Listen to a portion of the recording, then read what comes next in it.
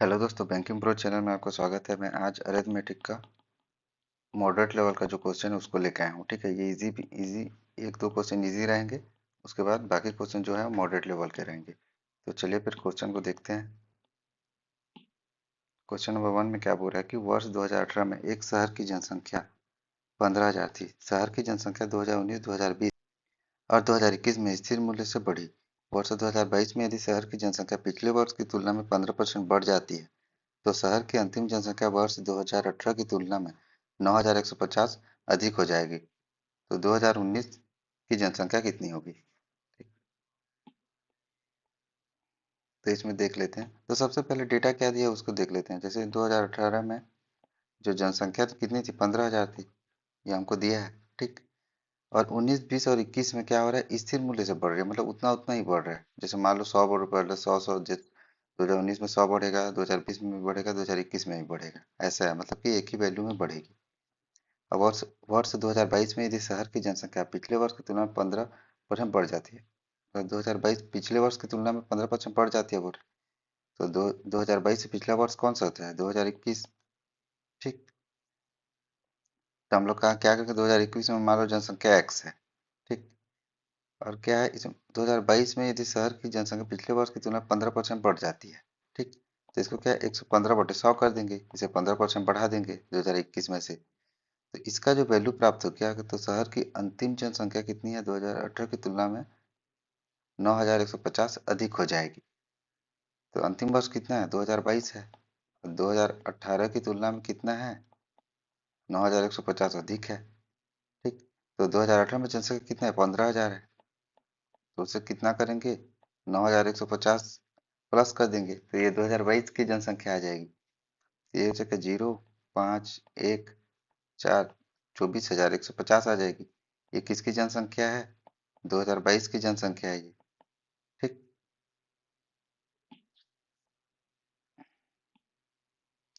तो हम लोग क्या करेंगे, x से क्या करेंगे, 115/100, इसका 15% अधिक कर देंगे। तो ये क्या, 2021 में 15% अधिक अगर बढ़ा देंगे तो उसका वैल्यू जो प्राप्त होगा 2022 का वैल्यू प्राप्त होगा।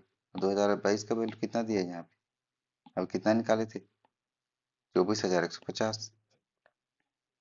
अब इसको इधर ले जाएंगे, 24,150 डिवाइड बाई 115 इंटू 100। 5 दूनी 10, 5 या 15, 5 दूनी 10, 5 शून्य शून्य, 23 से कम 23, 23 अंगन 23, 23 अंगन शून्य, 23 पंचे कितना होता है, 115 होता है। कितना आ गया, तो एक्स का वैल्यू कितना आ जाएगा, 20 से मल्टीप्लाई कर देंगे तो 0 0 आ गया। 5 दूनी 10, तो एकम तो 21,000 आ गया। तो एक्स का वैल्यू 21,000 है, और एक्स इसको मानते देखो यहाँ 2021। तो यहाँ पे ये बोल सकते हैं कि, को थोड़ा मिटा देता हूँ,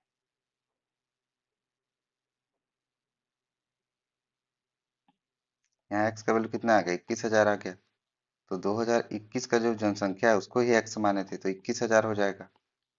ठीक, और 2018 की जनसंख्या कितनी है, 15,000। और क्या 2021 तक क्या हो रहा है, 2019, 2020 और 2021 तक क्या हो रहा है, इक्वल में क्या है, जनसंख्या बढ़ रही है।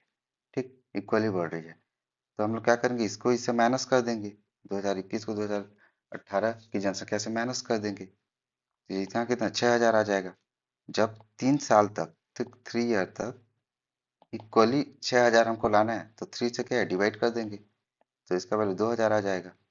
ठीक, तो 2019 का हम लोग को क्या बोला है, जनसंख्या कितनी होगी बोला है, जब 2018 में जनसंख्या 15,000 है, तो 2019 में क्या है, 2,000 बढ़ा देंगे, क्योंकि 2-2 हजार 2-2 हजार करके बढ़ते जा रहा है। तो इसमें प्लस 2,000 कर देंगे। ठीक, प्लस 2,000 कर देंगे, तो इसका वैल्यू कितना आ जाएगा, 0,007, 17,000। तो 2019 में जो जनसंख्या होगी कितनी होगी, 17,000 होगी। तो ये क्या होगा, इसका आंसर होगा। तो ऑप्शन सी क्या होगा, इसका सही होगा। तो ऐसे क्या है, इसको सॉल्व करना है। अब क्या करते हैं, क्वेश्चन नंबर 2 पे आते हैं। ठीक, क्वेश्चन नंबर 2 क्या है, मॉडरेट लेवल का है, इसको ध्यान से देखना। ठीक, क्वेश्चन 2 में क्या बोल रहा है कि ए और बी क्रमशः 4 और 5 के अनुपात में पैसे लेकर बाजार गए। ठीक, ए ने कपड़ों पर 20%, भोजन पर 25% खर्च किया और 520 रुपये दान में दिए, जबकि बी ने कपड़ों पर 40% और भोजन पर शेष शेष बोला है ना, चीज को याद रखना, शेष 40% खर्च किए। उन्होंने चैरिटी के लिए 280 रुपये भी दान किए। अब यदि दोनों ने समान राशि बचाई है, उन्होंने अपनी राशि बचत सी को दे दी, ठीक। और सी ने उसको क्या किया, राशि का, सी ने उस राशि को 1 वर्ष के समय अवधि के लिए अर्धवार्षिक रूप से संयोजित 10% प्रति वर्ष की दर से निवेश किया, ठीक। अर्धवार्षिक मतलब यहाँ पे क्या था, कंपाउंड दिया है, देखो कंपाउंडेड मतलब कि कंपाउंड। अर्धवार्षिक वाला क्या, चक्रवृद्धि ब्याज से दिया, ठीक। यहाँ पे थोड़ा सा अर्धवार्षिक क्या टाइपिंग वैसे आ गया है, ये क्या है, कंपाउंड है, कंपाउंड इंटरेस्ट है, ठीक। रूप से 10% वर्ष की दर से निवेश किया, तो सी को कितनी राशि का ब्याज मिलेगा, ठीक। तो सबसे पहले क्या है, क्वेश्चन में जो जो दिया है उसको पहले क्या करेंगे, नोट कर लेंगे, निकाल लेंगे, ठीक। उसके बाद सॉल्व करेंगे। देखो सबसे पहले क्या है, ए और बी ने इतने के अनुपात में पैसे लेकर बाजार गए। तो ए और बी ने क्या किए, 4:5 में पैसे लेकर बाजार गए। तो मैं इसको क्या करूंगा, सीधा एक वैल्यू ही मान लूंगा, इसको मैं 400 मान लूंगा, इसको 500 मान लूंगा, ठीक। इसको क्या 400x मान लूंगा, इसको 500x मान लूंगा, ठीक। ऐसा मान के चल रहे हैं ताकि क्या है, क्वेश्चन क्या हम लोग परसेंट निकालने में इजी पड़ेगा करके ऐसा किया हूँ, ठीक। फिर क्या बोल रहा है आगे, ए ने कपड़ों पर 20%, ठीक, कपड़ों पर 20%, तो इसका 20% कितना होगा, कपड़ा पर कितना खर्च करेगा, 20%। तो 400 का 20% कितना होता है, 80 होता है। तो 80x क्या किया हो, ए ने कपड़ों पर खर्च किया। फिर क्या 25% खर्च क्या भोजन पे किया, तो इसका 25% कितना होता है, 100। तो भोजन पे कितना करेगा, 100x करेगा, ठीक। और 520 रुपये दान दिए, और फिर इसने क्या किया, 520 रुपये क्या किया, दान दिया। ये रुपए में है इसलिए एक्स नहीं लेंगे, ठीक। कितना हो गया, बी को थोड़ा इधर लिख लेता हूँ ताकि जगह मिलेगा, ठीक।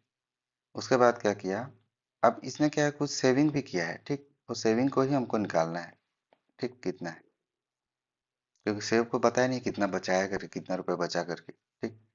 अब बी ने क्या किया, आगे क्वेश्चन में क्या बोल रहा है, बी ने क्या किया, कपड़ों पर 40%, तो इसका 40% क्या होगा, कपड़ा पर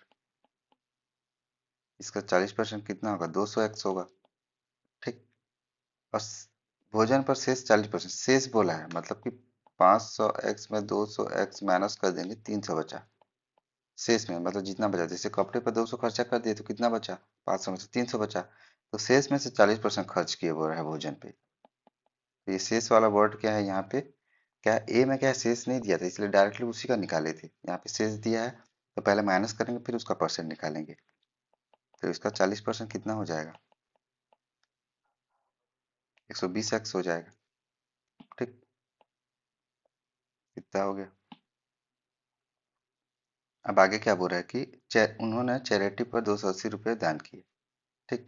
और चैरिटी पे क्या किया, 280 रुपये दान किया। ये रुपये में इसलिए एक्स नहीं ले रहे हैं, ठीक। यहाँ पे भी क्या है, सेविंग क्या है हमको निकालना है, क्योंकि सेविंग नहीं दिया है, ठीक। अब क्या करेंगे, इतना करने के बाद अब क्या बोल रहा है कि अब यदि दोनों समान राशि बचाई है, दोनों का जो सेविंग है वो इक्वल है, ठीक। दोनों का सेविंग क्या है, इक्वल है। दोनों अपने राशि सी को दे दी, ठीक। तो दोनों का सेविंग इक्वल है, तो सेविंग क्या है, दोनों का हम लोग इक्वल है तो हम लोग निकाल देंगे। देखो ए का जो सेविंग है वो क्या होगा,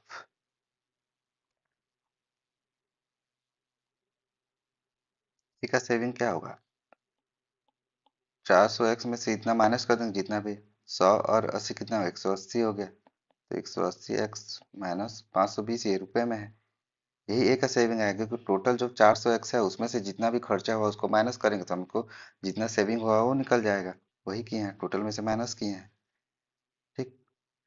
वैसे क्या है, बी का सेविंग क्या होगा, यहाँ पे 500x टोटल है, उसमें से क्या 200 और 120 कितना होगा, माइनस 320x हो गया, और माइनस 280 हो गया, ठीक। इसमें भी पैसे किए हैं, टोटल में से क्या है, जितने भी खर्चा हुआ उसको माइनस कर दिए हैं।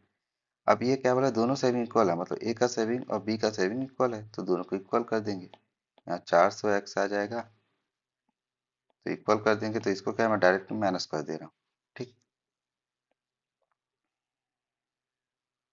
यहाँ 220x आ जाएगा, माइनस 520 आ जाएगा, इक्वल टू बी का सेविंग कितना आ जाएगा,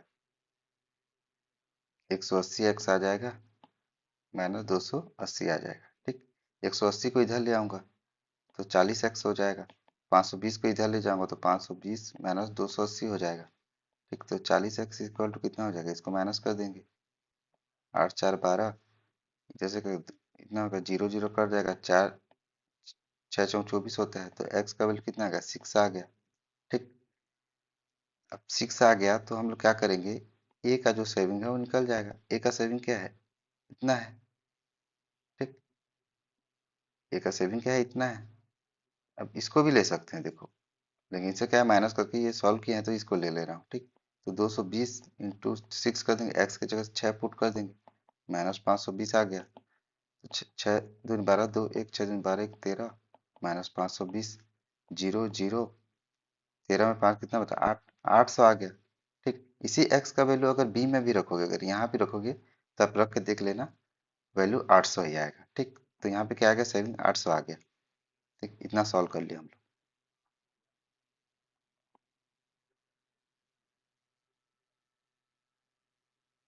इतना सब चीज क्या था, बस सेविंग निकालने के लिए था।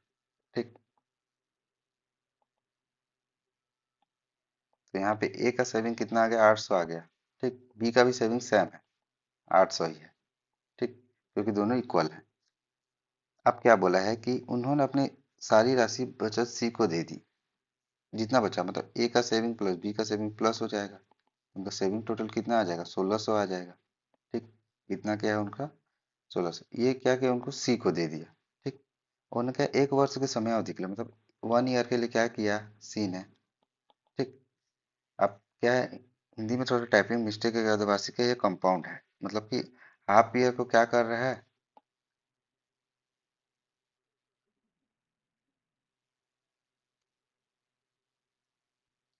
यहाँ पे क्या थोड़ा सा टाइपिंग मिस्टेक है, आप इंग्लिश वाले में देख लेना। यहाँ क्या बोल रहा है कि 10% per annum compound and half yearly of the time period 1 year बोला है। मतलब कि इसका मतलब ये है कि वो क्या कर रहा है 1 ईयर के लिए। ठीक, तो जो 6 मंथ है, मतलब हाफ टाइम के लिए क्या कर रहा है, और नॉर्मल इंटरेस्ट दे रहा है। ठीक, नॉर्मल इंटरेस्ट मिल रहा है सी को, और हाफ ईयर के लिए क्या मिल रहा है, कंपाउंड इंटरेस्ट मिल रहा है। ये समझ लो, यहाँ पे क्वेश्चन में ऐसा टाइप का होना था कि हाफ ईयर उसको सिंपल इंटरेस्ट मिल रहा है, और हाफ ईयर क्या मिल रहा है उसको, कंपाउंड इंटरेस्ट मिल रहा है 1 ईयर के लिए। ठीक, तो यहाँ पे थोड़ा सा टाइपिंग मिस्टेक है, उसको देख लेना, मैं बोल रहा हूँ उसको सुनना। ठीक है, मेरे को मेन क्या है, आपको क्वेश्चन को समझाना है, तो आप देख लेना। हाफ ईयर के लिए क्या कर रहा है, 1 ईयर है, तो क्या कर रहा है, 6 मंथ के लिए क्या कर रहा है, सिंपल इंटरेस्ट दे रहा है। ठीक, जितना है उतना इंटरेस्ट, और 6 मंथ के लिए क्या हो रहा है, कंपाउंड इंटरेस्ट मिल रहा है उसको, ये टाइप से। ठीक, क्योंकि कंपाउंड बोला है, क्वेश्चन को थोड़ा सा सुधार लेना। ठीक, अब क्या हो रहा है, 6 मंथ के लिए अब क्या है, टोटल जो है 1 ईयर के लिए 10% दे रहा है, तो 6 मंथ के लिए कितना होगा, 5% देगा, और 6 मंथ के लिए कितना होगा, 5% इंटरेस्ट मिलेगा। एक चीज में को सिंपल इंटरेस्ट मिल रहा है, इसमें कंपाउंड इंटरेस्ट मिल रहा है। सिंपल इंटरेस्ट और कंपाउंड इंटरेस्ट का मतलब अभी थोड़ा सा नॉर्मल समझ ले रहे हो, इसका क्लास मैं अलग से क्लास लेके आऊंगा, इसका टॉपिक को नहीं करवाऊंगा, एक ही टॉपिक बचा है। तो सिंपल इंटरेस्ट में क्या होता है, नॉर्मल इंटरेस्ट मिलता है, जितना 10% एक साल में 10% मिलेगा। कंपाउंड इंटरेस्ट में क्या होता है, इंटरेस्ट पे और इंटरेस्ट मिलता है। ठीक, तो सिंपल इंटरेस्ट क्या है, देखो 1600 है, सी क्या है, 1600 का इन्वेस्ट किया, तो पहले 6 महीने के लिए क्या किया, सिंपल इंटरेस्ट किया, तो इसको इंटरेस्ट कितना मिलेगा, 80 रुपये मिलेगा 6 मंथ के लिए। ठीक, फिर क्या हो रहा है कि 1600 रुपये का, ठीक, इतना तो मिल रहा है, फिर 1600 रुपये क्या है, 5 मंथ, फिर 6 मंथ के लिए, हाफ ईयर के लिए क्या मिल रहा है उसको, कंपाउंड इंटरेस्ट, इसका फिर 5% कितना होगा, 80 होगा। इंटरेस्ट का भी इंटरेस्ट मिलता है, तो इसका और एक 5% मिलेगा। ठीक, तो 5 दूनी 10, 2 4 8, तो 4 रुपये और मिलेगा। ठीक, समझे, मतलब इंटरेस्ट पे इंटरेस्ट मिलता है कंपाउंड इंटरेस्ट में। तो इसमें यहाँ पे टोटल इंटरेस्ट कितना होगा, सी को कितना मिल रहा है, हाफ 1 ईयर का, पहले हाफ का 80 मिल रहा है, अगले हाफ का 80 प्लस 4 मिल रहा है, तो 8 8 160, 164 उसको मिल रहा है। ठीक, सी को कितना इंटरेस्ट मिल रहा है, 164 रुपये। तो ऑप्शन सी क्या होगा इसका, सही होगा, तो इसको देख लेना। ठीक, अब क्या करेंगे, क्वेश्चन नंबर 3 पे आएंगे। क्वेश्चन नंबर थर्ड में क्या बोल रहा है कि जब जोड़े की शादी हुई तो उनकी औसत उम्र 25 साल थी। जब शादी हुई तो औसत उम्र 25 साल थी। जब उनके पहले बच्चे का जन्म हुआ तो परिवार की औसत आयु 18 वर्ष हो गई। जब उनके दूसरे बच्चे का जन्म हुआ तो परिवार की औसत आयु 15 वर्ष हो गई। जब जोड़े की औसत आयु ज्ञात कीजिए। अब जोड़े की औसत आयु ज्ञात कीजिए। ठीक। सबसे पहले जोड़े का ए और बी मान लेता हूँ। ठीक। तो इनका एवरेज कितना 25 है और दो जने हैं तो 25 दूनी क्या है, इसका सम 50 आ जाएगा। ये एवरेज का फॉर्मूला होता है। एवरेज का फार्मूला होता है तो ना, सम ऑफ क्वांटिटी और number of quantity. Sum of quantity कितना है, ए प्लस बी है। नंबर ऑफ क्वांटिटी कितना है, दो है। और एवरेज कितना है 50। तो दो इधर चला जाएगा। एवरेज कितना है 25, तो दो इधर चला जाएगा तो 50 हो जाएगा। ठीक। तो यह ए प्लस बी का वैल्यू कितना हो जाएगा 50। जब उनके पहले बच्चे का जन्म हुआ, पहले बच्चे को सी मान लेते हैं, सी का जन्म हुआ तो उनके परिवार की औसत आयु 18 हो गई। अब तीन जन हो गए, इसे तीन से मल्टीप्लाई कर देंगे तो इनका 54 आ गया। ठीक। ये 54 आ गया। ये ए प्लस बी का सम ही 54 है। ठीक। सी का नहीं, क्योंकि सी तो तुरंत पैदा हुआ है। जब पैदा तुरंत हुआ था तो उसका तो उम्र होगा नहीं, कोई एज तो होगा नहीं। ठीक। और जब उनके दूसरे बच्चे का जन्म हुआ तो परिवार की औसत है 15 वर्ष होगी। अब क्या और एक बच्चे का जन्म हुआ, उसको डी मान लेता हूँ। ठीक। 15 हो गई तो 15 क्या है, अब चार जन हो गए तो 15 चौं 60 हो गया। जब भी एवरेज दिया रहेगा नंबर से क्या है मल्टीप्लाई कर देना। तो यहाँ पे क्या आएगा, 60 आ जाएगा। ठीक। यहाँ 54 इन दोनों का था। अब यहाँ पे क्या है, +6 कर रहे हैं तब जाके 60 आ रहा है। 54 में +6 कर रहे हैं तब जाके 60 आ रहा है। 6 क्या है, तीनों का सम है 6। 6 क्या है, ए प्लस बी प्लस सी का सम है। डी नहीं होगा क्योंकि डी तो तुरंत पैदा हुआ है, उसका तो एज होगा नहीं। तो इन तीनों का क्या है, सम 6 है तो एवरेज क्या हो जाएगा 2 हो जाएगा। ठीक। 2 हो जाएगा, मतलब ये सोचेंगे ए में 2 ईयर का ऐड हुआ है, बी में भी 2 ईयर का ऐड हुआ है और सी में भी क्या है 2 ईयर का ऐड हुआ है। ऐसा हम लोग बोल सकते हैं एवरेज में। मतलब ए में +2 हुआ है, बी में भी +2 हुआ है और सी में भी क्या हुआ है +2 हुआ है। उसके बाद क्या हुआ, अब जोड़ी की औसत आयु क्या है। अब देखो पहले जोड़ी की आयु 54 थी। ठीक। यहाँ पे पहुंचे तो 54 थी। अब उसके बाद क्या हुआ, +2 और +2 और हो रहा है। एवरेज ही तो है। +2 एज क्या एवरेज और बढ़ रहा है तो +4 कर देंगे तो 58 आ जाएगा। जो ए और बी का जो है सम है वो कितना आ जाएगा 58 आ जाएगा। ये एवरेज नहीं है, सम है। मतलब ए में क्या है +2 ईयर ऐड कर रहे हैं, बी में +2 ईयर ऐड कर रहे हैं और सी में +2 कर रहे हैं, तब जाके 60 आ रहा है। लेकिन हमको क्या है ए और बी का ही पूछा है, जोड़े का ही पूछा है। जोड़े ए और बी ही है, पहले हम ए और बी ही माने थे जोड़े को। ये आ गया तो इसका एवरेज कितना होगा 58 डिवाइड बाई 2 कर देना है। 2 4 2 18 तो 29 आ जाएगा। तो ऑप्शन सी की क्या होगा इसका सही हो जाएगा। तो ऐसे ही क्या लॉजिकली तरीके से इसको सॉल्व करना है। समझ में नहीं आएगा तो वीडियो को क्या करना, आप 2 3 बार देख लेना, आपको इजीली इस तरीके से समझ में आ जाएगा। ठीक। एक बार मेरे को समझ में नहीं आता है तो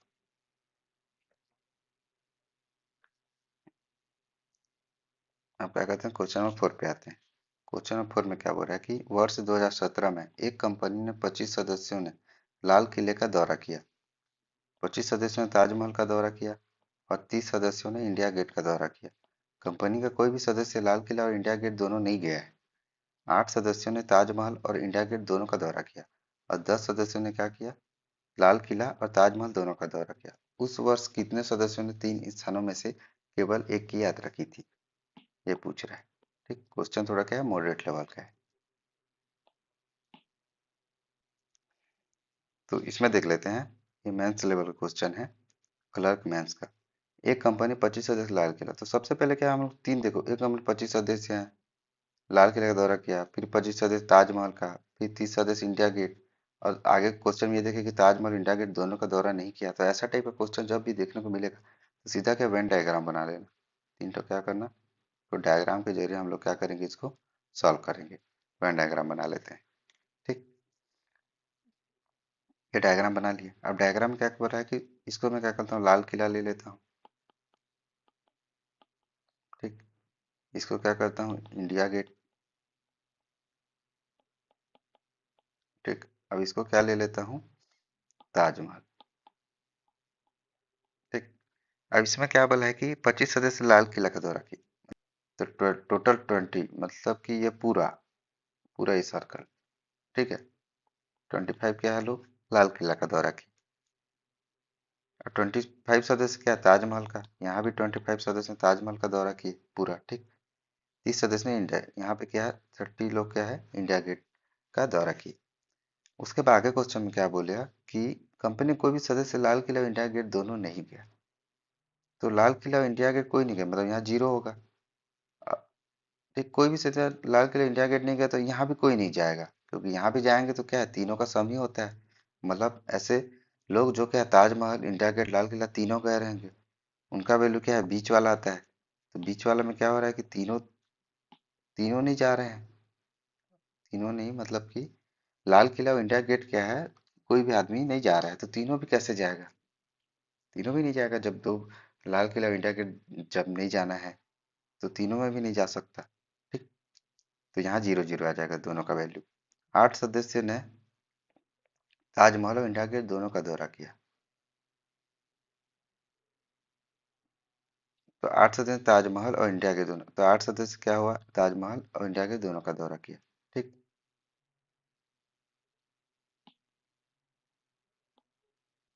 इसको क्या, मैं दूसरा पेंसिल ले लेता हूँ। ठीक। 8 लोगों ने क्या है, यहाँ पे जीरो जीरो लोग गए। ठीक, दूसरा पेंसिल ले लिया ताकि अच्छे समझ में आए। ठीक। और 10 सदस्यों ने लाल किला और ताजमहल दोनों का दौरा किया। लाल किला और ताजमहल, 10 सदस्य, यहाँ 10 आ जाएगा। 10 ने क्या, लाल किला और ताजमहल दोनों का दौरा किया। उस वर्ष कितने सदस्य ने 3 स्थान में से केवल एक स्थान की दौरा की। ठीक। जब क्या है, यहाँ पे क्या है, टोटल देखो, जो लाल किला है वहां पे टोटल कितना, 25 सदस्य दौरा कर रहे हैं, ये पूरा वाला हिस्सा है। ठीक। जब टोटल 25 लोग दौरा कर रहे हैं तो यहाँ का वैल्यू निकाल देंगे हम लोग, यहाँ का वैल्यू निकल जाएगा। तो यहाँ का वैल्यू निकालेंगे, निकल जाएगा। 25 में से -10 कर देंगे तो इसका वैल्यू आ जाएगा। जब टोटल 25 जा रहे हैं और यहाँ 10 और यहाँ जीरो जीरो व्यक्ति जा रहे हैं, इसका वैल्यू कितना, 15 आ जाएगा। तो यहाँ पे क्या आ जाएगा, इसका वैल्यू 15। ठीक। अब आगे क्वेश्चन में क्या बोल रहा है, क्वेश्चन नहीं, अब क्या है, वेन डायग्राम को आगे देखते हैं और इसमें बनाएंगे। अब क्या है, जैसे ताजमहल में क्या है, टोटल 25 लोग गए हैं ताजमहल में, देखो ये वाला निकालना है। और इसमें क्या है, जीरो, यहाँ तो जीरो है एक जगह। यहाँ पे क्या है, 10 लोग ताजमहल लाल किला गए और 8 लोग क्या कर रहे हैं, ताजमहल इंडिया गेट गए, तो इसमें -18 कर देंगे दोनों को जोड़ के, तब जाके यहाँ का वैल्यू आएगा, केवल ताजमहल जाने वाले लोगों का, केवल ताजमहल। ठीक। तो इसका वैल्यू कितना आ जाएगा, 8 7 आ जाएगा। तो इसका वैल्यू भी कितना आ गया, 7। ठीक। और फिर एक ही वैल्यू बचा, अब क्या है, इंडिया गेट। इंडिया गेट में देख लेते हैं, इंडिया गेट में भी केवल इंडिया गेट जाने वाले व्यक्ति का हमको निकालना है। यहाँ जीरो जीरो है तो 8 ही है। तो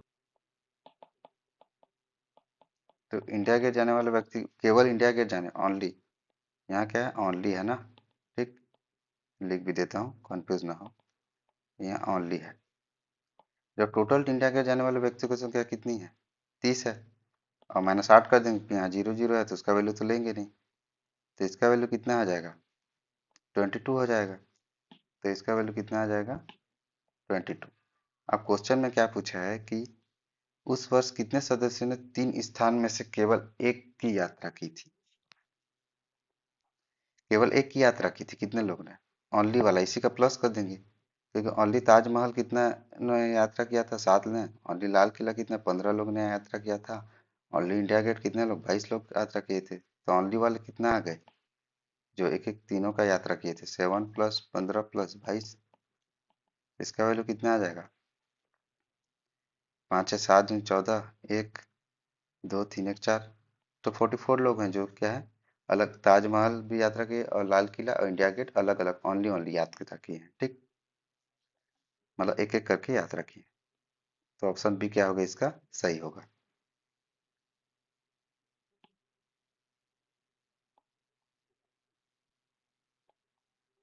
अब क्या करते हैं, क्वेश्चन नंबर 5 पे आते हैं। क्वेश्चन नंबर 5 में क्या बोल रहा है कि तीन मित्र ए बी सी ने एक व्यवसाय शुरू किया और 8:6:15 के अनुपात में निवेश किया। एक वर्ष के अंत में कुल लाभ 6,000 में से ए का हिस्सा 2,000 रुपये थी, जो कि बी के हिस्से से 500 रुपये अधिक अधिक है। ठीक, उस समय का अनुपात ज्ञात कीजिए जिसके लिए उन्होंने अपनी पूंजी लगाई थी। तो यहाँ पे टाइम पूछा है। ये पार्टनरशिप का क्वेश्चन है। पार्टनरशिप का क्या है, मैं बेसिक लेवल पहले करा चुका हूँ, इसलिए मैं अरिथमेटिक के जितने भी क्वेश्चन कर रहा हूँ सबका मैं बेसिक अलग अलग से एक एक टॉपिक का अलग से टॉपिक वाइज मैं उसका क्लियर कर चुका हूँ पहले ही। इसलिए मैं क्या करूँ अभी थोड़ा सा फास्ट बता रहा हूँ, जिनको समझ में नहीं आ रहा जाकर देख लीजिएगा। इसका क्या देखें, ए अनुपात बी अनुपात सी। ठीक, निवेश कितने का अनुपात में कर रहे हैं, 8:6:15 में अनुपात में निवेश कर रहे हैं। ठीक, और फिर अंत में कुल लाभ मतलब टोटल जो प्रॉफिट है वो कितना हो रहा है, 6,000 का हो रहा है। ठीक, ए का हिस्सा 2,000 है तो ए का हिस्सा कितना है, 2,000 है। बी के हिस्से से 500 रुपये अधिक है तो बी का हिस्से से 500 रुपये अधिक है, तो 500 कम हो जाएगा, बी का हिस्सा 1,500 हो जाएगा। तो टोटल जब 6,000 प्रॉफिट है, ए का आ गया बी का आ गया, तो सी का निकालने के लिए क्या करेंगे, ए और बी को जोड़ के क्या है टोटल से माइनस कर देंगे। 6,000 टोटल है, ए और बी को जोड़ दिए तो कितना 3,500 आ गया। ठीक, तो सी का जो प्रॉफिट है वो कितना आ गया, ठीक, ये प्रॉफिट का है सबका। ठीक, टोटल तो सी का जो प्रॉफिट है कितना आ गया, 2,500 आ गया। यहाँ पे क्या है 2,500 कर लेंगे। ठीक,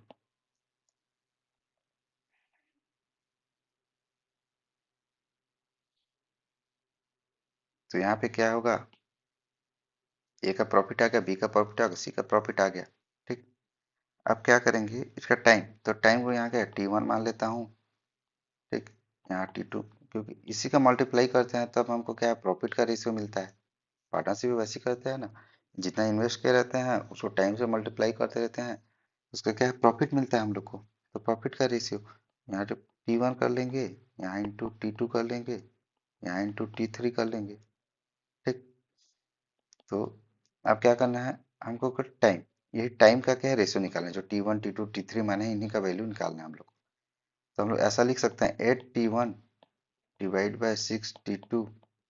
ठीक, क्योंकि 8 × T1 का वैल्यू ही कितना है, 2,000 है, इसका वैल्यू ही 2,000 है। ठीक, तो इसका वैल्यू कितना आएगा, 2,000 आ जाएगा। ठीक, अब नीचे में क्या आ जाएगा, 6T2। 6T2 मतलब कि 6 × T2 का वैल्यू ही क्या है, बी का 1,500 है। तो यहाँ पे क्या करेंगे 1,500 कर देंगे। ठीक, अब काट देंगे, 0 0 कट जाएगा, 5 24 5 दिया 15। तो 8T1 divide by 6T2 is equal to 4/3। 4 से कट जाएगा, 4 दूनी 8, 3 दूनी 6। तो T1 अनुपात T2 आ जाएगा, क्योंकि दो दो भी कट जाएगा। तो T1 अनुपात T2 ये पहला वाला आ गया। ठीक, अब दूसरा वाला क्या करेंगे, बी और सी को ले लेंगे। ये क्या ए और बी को लिए थे। ठीक, हम लोग क्या करेंगे बी और सी को ले लेंगे दोनों को। ठीक,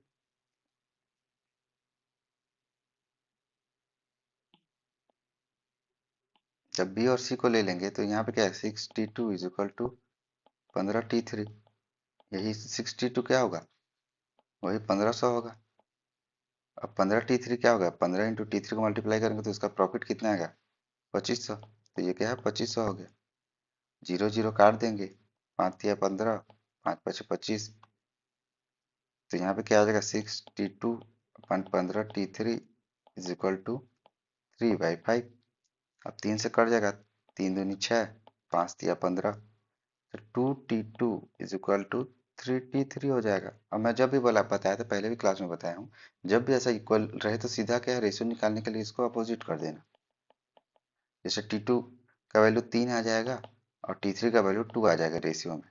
ठीक, जब भी ऐसा इक्वल दिया रहेगा तुरंत अपोजिट कर लेना।